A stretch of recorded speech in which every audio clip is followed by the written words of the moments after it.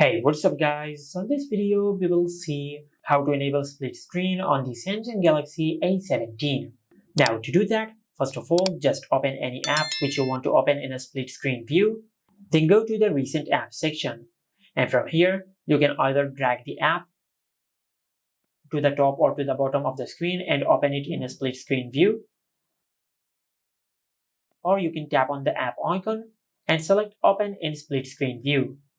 After that, at the empty space, just tap on the 9 dots. And from this menu, just select any other app which you want to open in a split screen. Now let's select this app.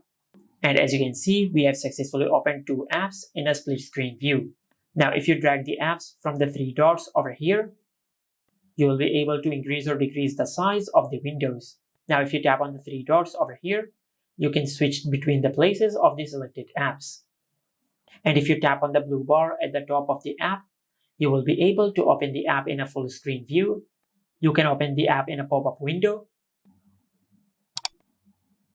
And also you can close the selected app.